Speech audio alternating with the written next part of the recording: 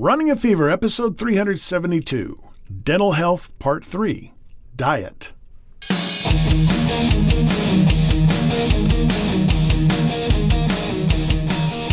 Welcome to Running a Fever. My name is Michael Davis. This is a podcast about fitness, diet, and medicine.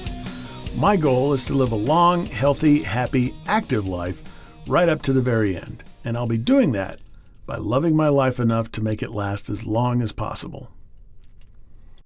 It's the third in our series of 10 episodes about dental health. The series explores the why and how of dental issues, and then how to take actions to correct and prevent them. I hope we can all improve our oral conditioning by applying this newly gained knowledge about our teeth. This episode will be focused on diet. How does our diet affect our teeth and mouth positively and/or negatively? What can we do to improve this aspect of our health by eating differently? And what foods exactly are good and bad for us when it comes to the dental area? I hope to answer these questions and more in this episode. And if you have a question that I don't answer today, one of the best ways to ask it is to do so in a comment to this video. Just scroll down and start typing. I'll be notified of the comment and I will attempt to answer either in reply to your comment or in a future episode if I think it might be beneficial to the whole audience. Well, diet, of course, is one of the big three.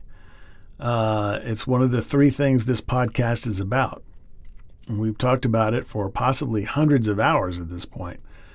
But the dental aspect is something new. If you're like me, you were probably told as a kid that sugar will rot your teeth. So you just need to avoid sugar, brush and floss, and you won't get cavities. But now I know that it's a little more complicated than that. Let's start with something I introduced in part 2 last episode. pH is a measure of acidity or basicity of liquids. A lower pH means more acid. A higher level means more base.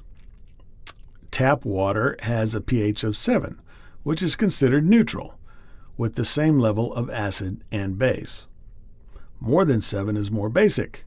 Less than 7 is more acidic.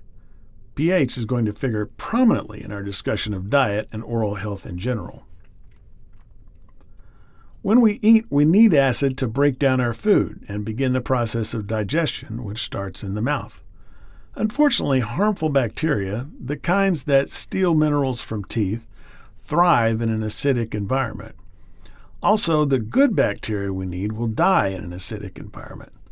When we finish a meal, we no longer need the acidity in our mouths, so our saliva, as discussed in episode 371, returns the pH to normal neutral.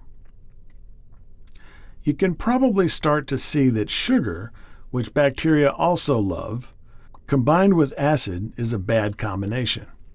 Sugar is a problem still. We don't want to give them time to work together to destroy our teeth. But when we eat or drink anything but water, often or even continuously, we're maintaining that acidic environment and the whole evil show keeps on playing out. So how often we eat can be just as important as what we eat, perhaps even more so. My hygienist tells me to drink my coffee quickly and then let my mouth return to its normal pH. I wouldn't suggest hurrying through your meal for this reason, but don't stretch them out either. I'm really bad at this, especially when I'm watching videos when eating. Also, I'm a Southerner in the United States, and it's a cultural thing to always have a drink of some kind nearby, traditionally iced tea. I guess it stems from the heat in the South before the days of air conditioning.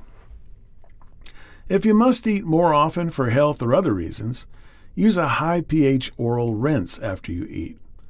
I just looked at the store brand dry mouth rinse I use and didn't see any mention of pH on the bottle. So I need to do some research there. Perhaps there's a product that does both. As I said, sugar is still a problem, and this is the main thing about what we eat that is important to dental health. Sugar provides food for the bad bacteria that thrives in acid. And on average, we, people in the Western Hemisphere, eat way too much sugar. The average person has 17 teaspoons of sugar a day. That's a third of a cup. and it's been said that sugar is the most addictive substance in the world. So try to reduce your sugar intake, and I'm not just talking about refined white granulated sugar. Sugar in various forms can be found in many of the food products we eat. Go to your kitchen and start looking at cans and boxes. Look for sugar and high fructose corn syrup. Starchy foods like bread, rice, pasta, and potatoes act like sugar in the body, so moderate your consumption of these foods as well. So there are two basic concepts. Just like your dentist told you as a child, don't eat too much food that contains sugar or starchy foods. And perhaps more importantly, be aware of how often and how long you eat, and try to minimize the frequency and duration of your eating and drinking. I'm sure there's more to learn about diet and mouth care, but that's about all we have time for today. I really hope this is helping you get a grasp on how to take care of your teeth by watching what and how you eat. And as always, if you have the fever already, keep it burning. And if you don't, catch the fever. And I will talk to you next time on Running a Fever.